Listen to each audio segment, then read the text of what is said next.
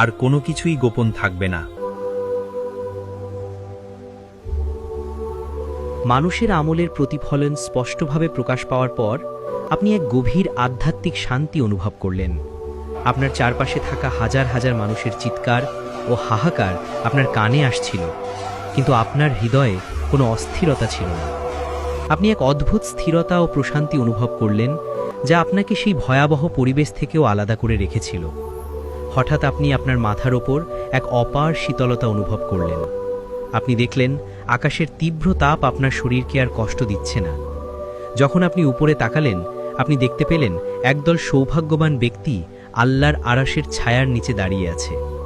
আপনার হৃদয়ে এক অপার আনন্দ নেমে এলো, কারণ আপনি বুঝতে পারলেন আপনিও সেই ভাগ্যবানদের একজন। আপনার মনে পড়ল রাসূল সাল্লাল্লাহু আলাইহি ওয়াসাল্লামের সেই হাদিস, যেখানে তিনি বলেছেন, 7 প্রকারের লোককে আল্লাহ তার আরশের ছায়ায় আশ্রয় দেবেন, যেদিন তার ছায়া ছাড়া আর কোনো ছায়া থাকবে না। আপনি সেই শীতল ছায়ায় দাঁড়িয়ে বাকি সবার কষ্ট দেখছিলেন। আপনার এবং অন্য জান্নাতীদের মুখে এক পবিত্র হাসি ফুটে উঠল।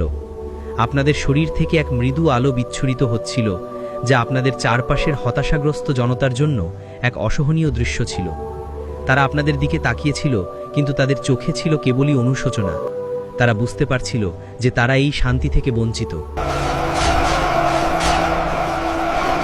হাজার হাজার বছর কেটে গেল, কিন্তু বিচারের কোনো শুরু নেই। মানুষের মনে হতে লাগলো এই অপেক্ষা যেন চিরকাল ধরে চলবে। তাদের হতাশা আর অস্থিরতা চরমে পৌঁছল। তারা একে অপরের দিকে তাকিয়ে সিদ্ধান্ত নিল, আজ তাদের একজন নেতার কাছে গিয়ে বিচার শুরুর জন্য অনুরোধ জানাতে হবে। মানুষের বিশাল জনতা তখন আদম আলাইহিসসালামের কাছে গেল। তারা তাকে অনুরোধ করল, হে আদম, আপনি